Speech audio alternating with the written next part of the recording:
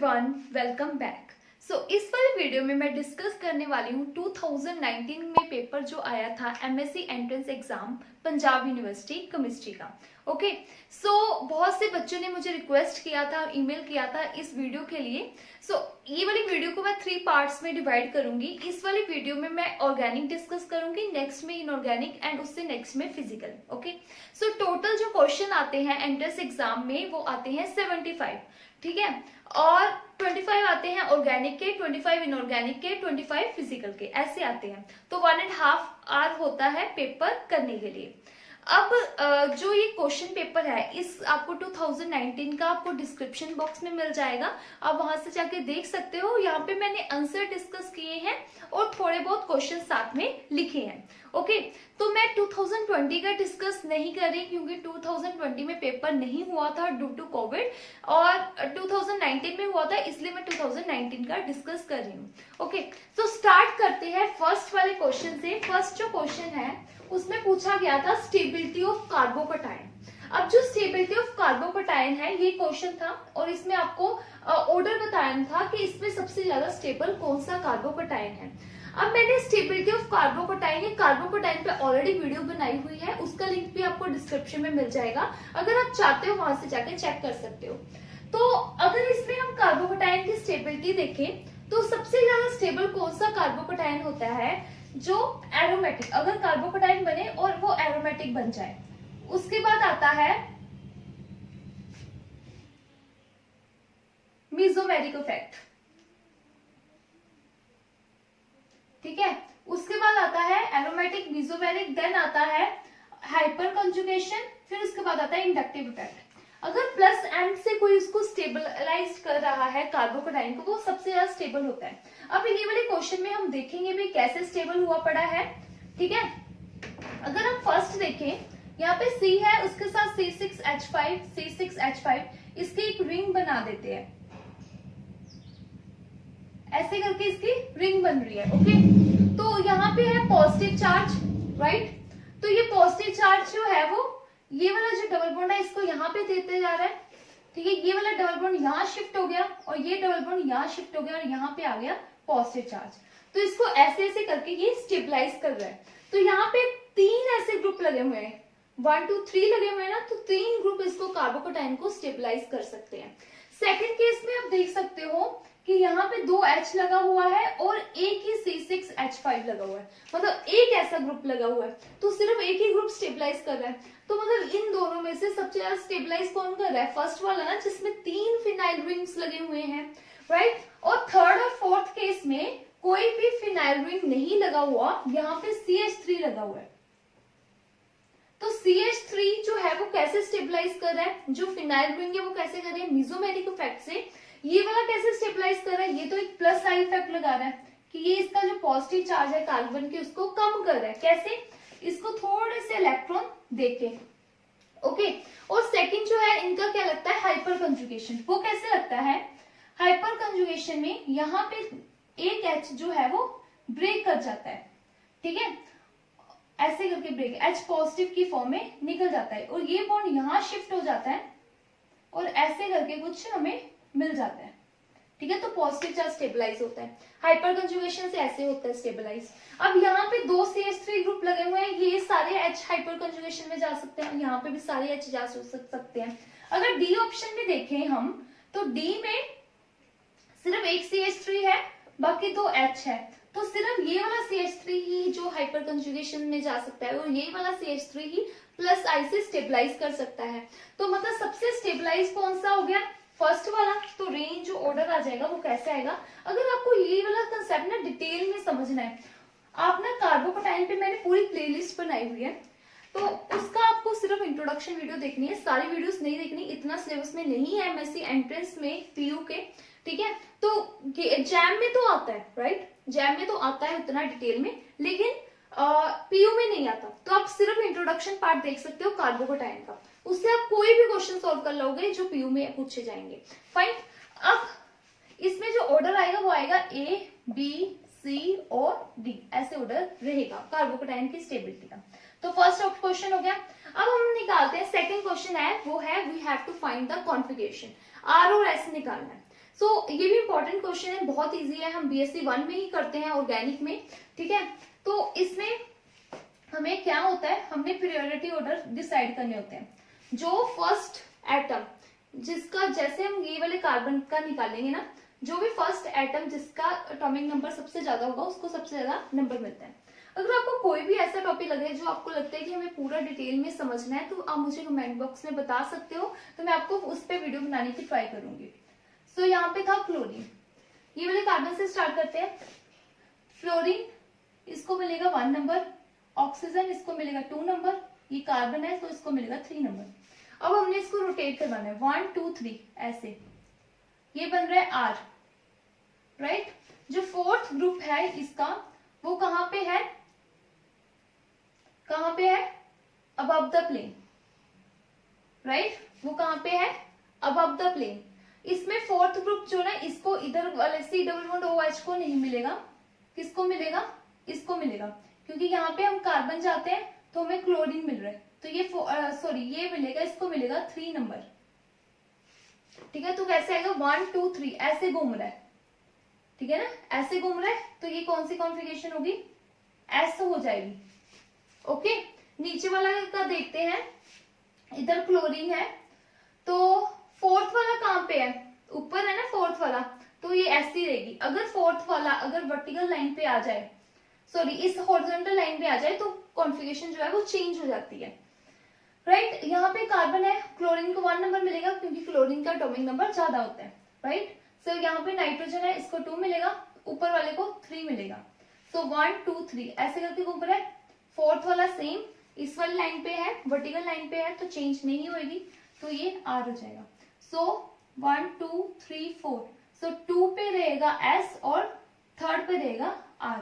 अच्छे से क्वेश्चन देखना है तो आप नीचे क्वेश्चन पेपर देख सकते हो, मैंने नीचे डिस्क्रिप्शन बॉक्स में दिया हुआ है। अब आते हैं थर्ड क्वेश्चन पे।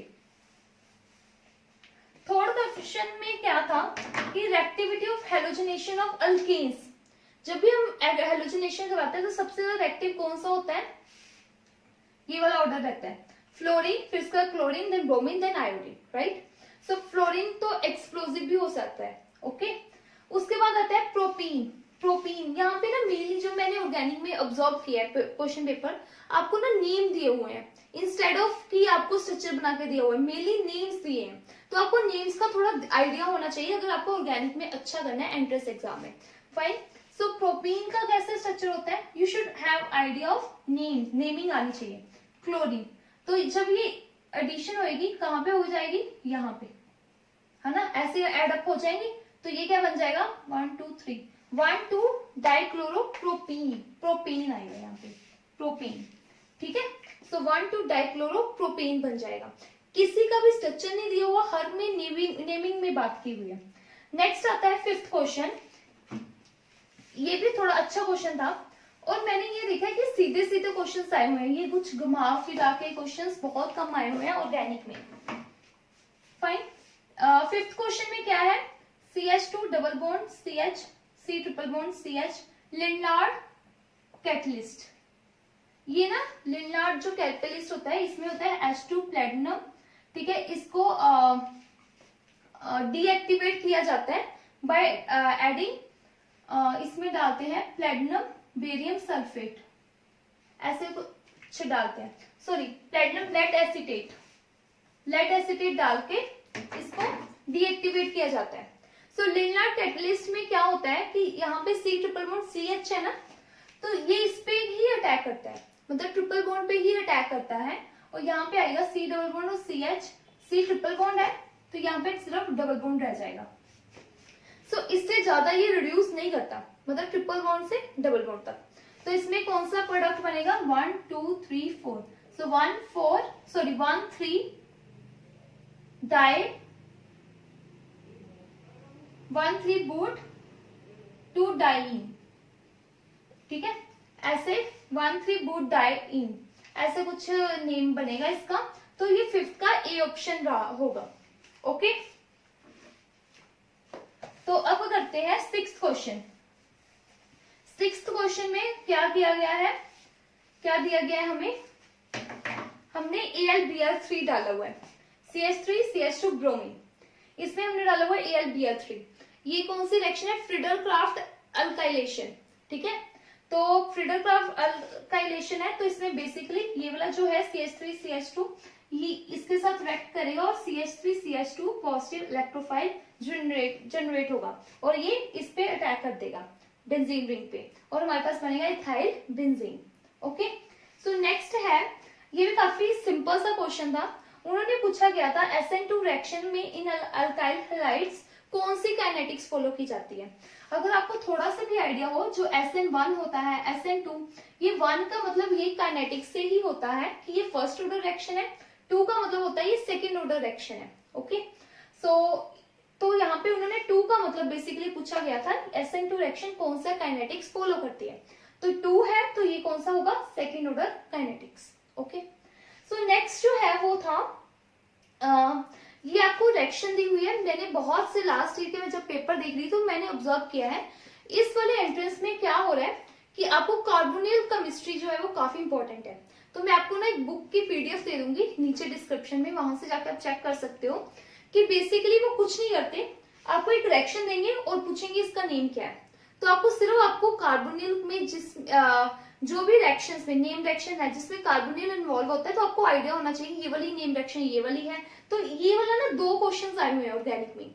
ओके, तो ये वाली रिएक्शन दी हुई थी, कार्बोनिल है, अल्कोहल है, in the presence of aluminium, ये वाला एल्यूमिनियम के साथ रिएक्ट करता है, तो कौन सी नेम रिएक्शन है?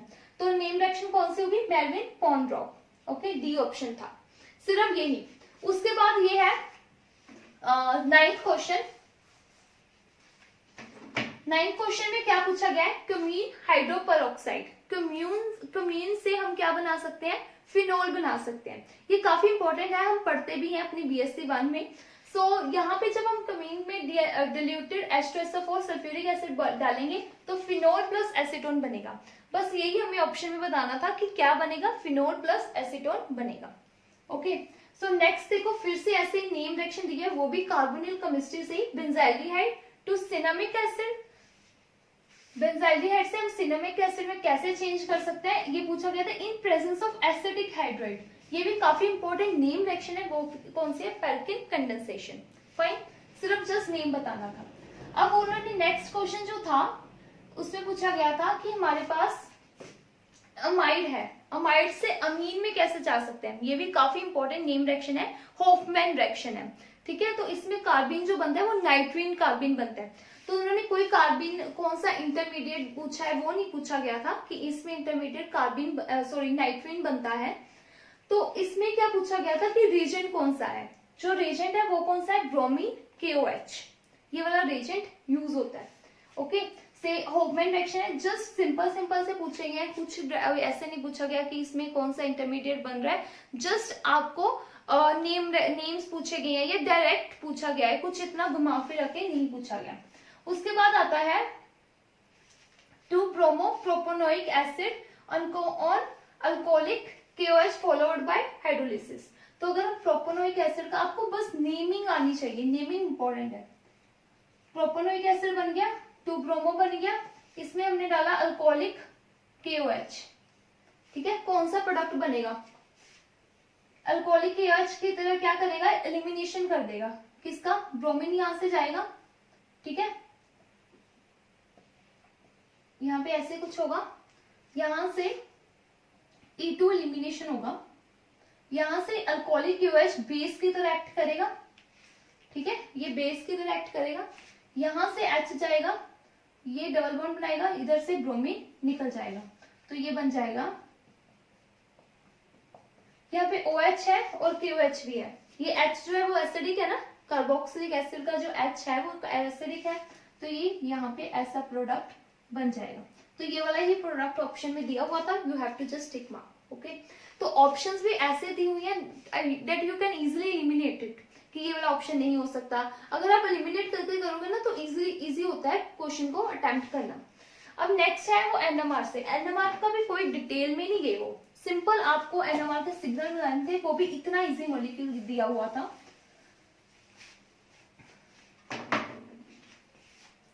CH3CH, इसमें हमें NMR के सिग्नल बताने थे। तो इसमें कितने तरह के प्रोटॉन है उतने ही सिग्नल्स होंगे, ऐसे होता है नंबर में। तो यहाँ पे एक तरह का प्रोटॉन, ये भी तो सेम तरह की प्रोटॉन है क्योंकि ये भी उसी कार्बन से साथ जुड़ा हुआ है, दोनों सेम है, इक्विवेलेंट है। अगर हम यहाँ पे रखें बीच में तो दोनों इक्विवेलेंट है, ठीक है। ये वाला उस कार्बन से जुड़ा है जो ब्रोमीन से जुड़ा हुआ है, तो ये सेकंड तरह का। तो टोटल कितने सिग्नल आने थे, 2 सिग्नल्स आने थे। फाइन, ये भी सिंपल था क्वेश्चन। उसके बाद कार्बोनिल की फ्रीक्वेंसी पूछी गई थी, CO। जितनी भी कार्बोनिल की फ्रीक्वेंसी है, अगर चाहे वो, मैं आपको बता दूं, कार्बोनिल की जो फ्रीक्वेंसी है ना वो इस रेंज में लाई करती है, ऐसी इतनी सी रेंज में ही लाई करती है, या 1800 हो जाता है, बट वो बहुत कम केस में, मेनली यू कैन से 1650 से 1780 ऐसी रेंज में लाई करती है। चाहे वो कीटो ग्रुप हो, ठीक है, चाहे वो एल्डिहाइड हो, ठीक है, चाहे वो एसिड क्लोराइड हो, इस केस में थोड़ी सी ज्यादा होगी बट रेंज ऐसी रहेगी, 1800 समथिंग हो जाएगी।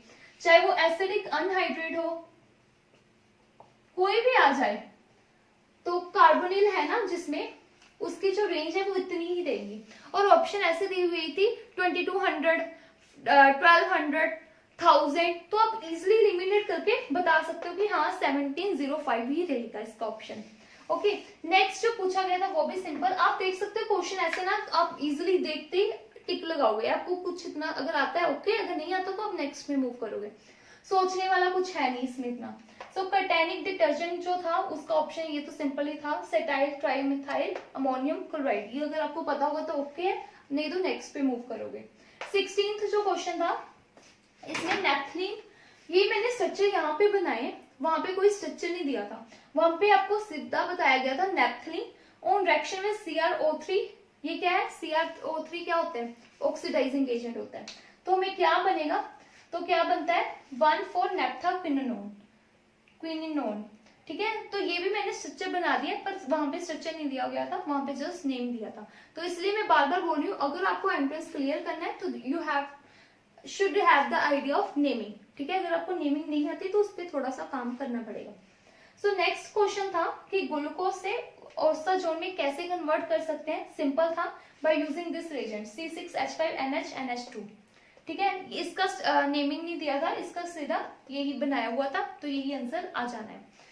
अब उसके बाद था एक क्वेश्चन था जिसका आंसर फोटो डिसोसिएशन था, जो कि पूरा थ्योरेटिकल क्वेश्चन था, आप क्वेश्चन पढ़ लेना तो आपको आइडिया लग जाएगा। 19 था एब्जॉर्प्शन के शॉर्टर वेवलेंथ, कि अब जो एब्जॉर्प्शन है, एब्जॉर्प्शन जो है वो शॉर्टर वेवलेंथ पे शिफ्ट हो गई है, वो किस केस में, उसको क्या बोलते हैं, जो एब्जॉर्प्शन है यूवी में हम पढ़ते हैं, वो भी यूवी का इतना डिटेलिंग में नहीं है, जस्ट आपको सिंपल पूछा गया है, अगर कोई भी वेवलेंथ, अगर उसकी एब्जॉर्प्शन हायर वेवलेंथ की तरफ शिफ्ट होती है, अगर एब्जॉर्प्शन हायर वेवलेंथ की तरफ शिफ्ट होती है, मतलब लेस एनर्जी, ऐसी शिफ्ट को हम बोलते हैं रेड शिफ्ट,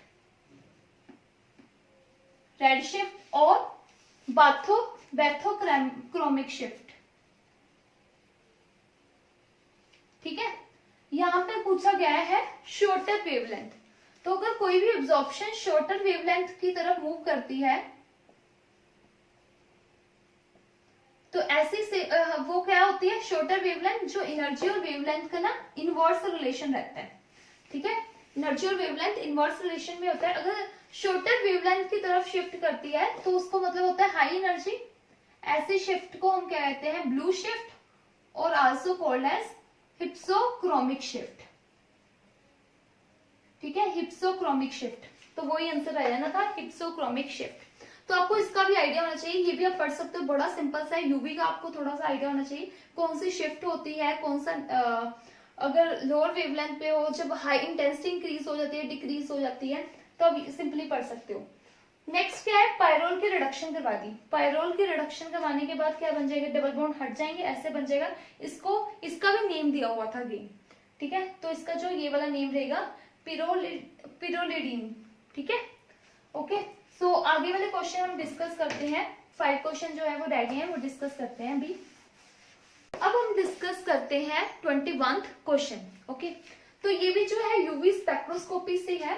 ऐसे डाइन जो कि एक ही रिंग में हो, वैसे डाइन की जो बेस वैल्यू होती है, हमने लैम्डा मैक्स निकाली है, तो ऐसे डाइन की जो बेस वैल्यू होती है सिर्फ ऐसा ही डाइन होती है 253। उसके बाद यहाँ पे 3 ग्रुप्स लगे हुए हैं, ऐसे डाइन के साथ कितने ग्रुप अटैच है, 1 2, यहाँ से 1 3, हर एक का होता है 5, तो 3 है तो हो गए 15, राइट। नेक्स्ट है ये चीज हो गई 15। उसके बाद ऐसा ग्रुप लगा हुआ है जो रिंग है और यहाँ पे लगा हुआ है डबल बॉन्ड, ऐसा ग्रुप को कहते हैं एक्सोसाइक्लिक डबल बॉन्ड। तो इसकी जो वैल्यू होती है वो होती है 5, राइट। तो अगर हम इसको एडअप करेंगे तो हमारे पास जो वैल्यू आती है 273, तो 273 जो है इसका आंसर हो जाना था। अब अगर आपको थोड़ा सा भी लग रहा है कि मैं कहाँ से स्पेक्ट्रोस्कोपी पढूं और कितनी स्पेक्ट्रोस्कोपी पढूं, तो मैं आपको एक पीडीएफ दे दूंगी डिस्क्रिप्शन में, पहले कार्बोनिल की दे दूंगी और फिर उसके बाद दे दूंगी स्पेक्ट्रोस्कोपी की, वहां से पढ़ लेना स्पेक्ट्रोस्कोपी, उससे बाहर से कुछ नहीं आएगा। फाइन, अब ये हो गया 273 आ गया। अब आता है नेक्स्ट क्वेश्चन था, वो था डिग्रेडेशन ऑफ अल्कलॉइड्स। अल्कलॉइड की डिग्रेडेशन कैसे कर सकते हैं, एमडे मेथड से। अगर आपको याद होगा, अगर आपने पढ़ा है एमडे मेथड, तो यहाँ पे फिनाइल लगा होता है, ठीक है, क्वार्टनरी अमाइन, सॉरी फिनाइल बोल रही हूँ, क्वार्टनरी नाइट्रोजन होता है, ठीक है। यहाँ पे अगर हम Na और Hg डाल दें तो इसकी रिडक्शन हो जाती थी, तो ये कैसे ब्रेक हो जाती है रिंग ऐसे करके, और यहाँ पे आ जाता है, ये रिंग ब्रेक हो जाती है और यहाँ पे आ जाता है डबल बॉन्ड, इसको हम बोलते हैं एमडे डिग्रेडेशन, राइट। सो ये अल्कलॉइड्स में नाइट्रोजन ग्रुप ही होता है मेनली, तो ऐसे हम डिग्रेड कर सकते हैं इसको, मतलब ब्रेक करवा सकते हैं एमडे मेथड से। फाइन, सो नेक्स्ट आता है आइडोफोम से अगर हम Ag पाउडर डालें, सिल्वर पाउडर, तो क्या बनेगा। आइडोफोम का जो स्ट्रक्चर होता है, आइडोफोम की रिएक्शंस भी इंपॉर्टेंट होती है, ठीक है, ये भी पेपर में पूछी जाती है आइडोफोम की। सो आइडोफोम, यहाँ पे हमने डाला Ag सिल्वर पाउडर, ठीक है, तो ये 2 लेंगे, तो यहाँ पे 6 Ag है, तो यहाँ पे 6 Ag आयोडीन बन जाएंगे, और जो ये वाले हैं ये आपस में एथाइलीन मतलब 3 बॉन्ड्स बना लेंगे, ऐसे बन जाएगा, तो क्या आंसर आएगा, थाइन, ठीक है, सॉरी एल नहीं आएगी, थाइन। फाइन, जिसको हम एसिटिलीन भी बोलते हैं। नेक्स्ट जो है वो अगेन क्या दिया गया है आपको, नेम। तो अगर आपको नेम का आइडिया नहीं है तो थोड़ा मुश्किल हो जाएगा, ठीक है, नेमिंग आनी चाहिए, तो मैं इसकी नेमिंग आपको थोड़ा सिखा देती हूँ। आपने सोडियम एसीटेट सुना है, सोडियम एसीटेट, इसको हम कैसे लिखते हैं, सोडियम एसीटेट ऐसे लिखते हैं, स्पेस डाल के लिखते हैं, तो सभी को आइडिया होता है सोडियम एसीटेट का क्या स्ट्रक्चर है, एसीटेन है मतलब 2 कार्बन है, राइट। तो सोडियम एसीटेट का स्ट्रक्चर होता है एसीटेट O नेगेटिव और साथ में Na, ऐसे होता है एसीटेट, सोडियम एसीटेट का स्ट्रक्चर। यहाँ पे है इथाइल, इथाइल को ना थोड़ा स्पेस डाल के दिया हुआ था, इथाइल क्लोरोफोर्मेट, ये कैसे बनेगा, सोडियम था उसकी जगह अब क्या आ गया, इथाइल, एसीटेट था वहां पे आ गया फॉर्मेट। एसीटेट में अगर 2 कार्बन है तो फॉर्मेट में कितने होते हैं, सिर्फ 1 कार्बन, राइट, तो यहाँ बना दो फॉर्मेट 1 कार्बन वाला, O नेगेटिव। यहाँ पे सोडियम की जगह गया है इथाइल, इथाइल ग्रुप कौन सा होता है, ये वाला, यहाँ पे लगा दो इथाइल ग्रुप। फाइन, फॉर्मेट के साथ ही लगा हुआ है क्लोरेट, मतलब H को रिप्लेस किया गया है किससे, किसके साथ, क्लोरीन के साथ। फाइन, ऐसे बन जाएगा स्ट्रक्चर, ठीक है। तो ऐसे हम याद रख सकते हैं इसको, इन स्ट्रक्चर्स को, थोड़ा मुश्किल होता है एस्टर की नेमिंग याद रखना, तो it is the easy way, sodium acetate से कंपेयर करके हम कर सकते हैं। अब उसको ट्रीट करवाया गया CH3Mg ब्रोमीन, ये क्या है, Grignard reaction, one of the most important reaction, वो सबसे इजी वाला। तो CH3 है, यहाँ पर ये देगा CH3 नेगेटिव, राइट, यही देगा, तो ये कहाँ पे अटैक करेगा, कार्बोनिल पे, क्यों अटैक करेगा, कार्बोनिल क्या होता है, इलेक्ट्रॉन डेफिशिएंट, है ना, तो कार्बोनिल पे अटैक किया इसने, कर दिया, movement it will attack the carbonyl, carbonyl पे अटैक किया, O नेगेटिव O इथाइल, मैंने इसको शॉर्ट फॉर्म में लिख दिया, यहाँ पे आ गया CH3 और यहाँ लग गया OMg ब्रोमीन, ठीक है। इन द नेक्स्ट स्टेप, ये काफी अनस्टेबल है, इसको हम एडिशन प्रोडक्ट बोलेंगे जो बना है, जो कि काफी अनस्टेबल है। ये नेक्स्ट स्टेप में क्या होगा, यहां से O नेगेटिव वापस आएगा। जब ये वापस आएगा, यहां हो गया ऐसे करके, तो यहां से निकलेगा क्लोरीन बाहर, क्योंकि कार्बन की वैलेंसी ज्यादा हो जाएगी ना, कार्बन की 4 वैलेंसी ही हो सकती है, इससे ज्यादा नहीं। तो क्लोरीन जो है वो बाहर निकल जाएगा। अब क्लोरीन ही क्यों बाहर निकला, ये OET क्यों नहीं निकला, CH3 क्यों नहीं निकला? मैंने कितनी अपनी वीडियोस में, पुरानी वीडियोस में बताया हुआ है, जो क्लोरीन है they are very good living group. जितने भी हेलोजन्स है ना, क्लोरीन, ब्रोमीन, आयोडीन, ये काफी अच्छे लिविंग ग्रुप है। तो क्लोरीन जो काफी अच्छा लिविंग ग्रुप है, अगर निकलना हो, यहाँ पे OET ग्रुप है, यहाँ पे क्लोरीन है, तो क्लोरीन ही हमेशा निकलेगा। Chlorine is very good living group, क्योंकि क्लोरीन अब क्या बन रहा है, नेगेटिव, जो कि काफी स्टेबल होता है। तो ये हमारा जो है वो प्रोडक्ट बनेगा। ऐसे ही कोई नेमिंग नहीं पूछी गई थी, ऐसा स्ट्रक्चर दिया गया था, तो ये बना देना था, ठीक है। तो नेक्स्ट लास्ट क्वेश्चन है इस वाली वीडियो का। तो इस वाली वीडियो में है end terminal residue analysis using Sanger's method. Peptide की, पेप्टाइड होती है जिसमें हम एंड टर्मिनल को क्या करते हैं कि बताते हैं कि कौन सा एंड टर्मिनल में कौन सा पेप्टाइड, कौन सा अमीन ग्रुप, सॉरी कौन सा अमीनो एसिड लगा हुआ है, वो किस कौन सा रीजन यूज करते हैं, 1-fluoro-2,4 डाइनाइट्रोबेंजीन। सेंगर्स मेथड में कौन सा रीजन यूज किया जाता है, ये वाला। इसका क्या दिया हुआ था, सिर्फ स्ट्रक्चर दिया गया था, जो कि C6H3 नाइट्रो, 2 नाइट्रो लग जाएंगे और 1 फ्लोरीन लग जाएगा, ऐसे दिया गया। Okay, I hope this video is useful. अगर आपको कोई भी डाउट हो तो आप मुझे ईमेल मैंने डिस्क्रिप्शन बॉक्स में दिए है, वहां पे मेल कर सकते हो, कमेंट बॉक्स में पूछ सकते हो और इंस्टाग्राम में भी पूछ सकते हो। I hope this video is useful and thank you so much for watching.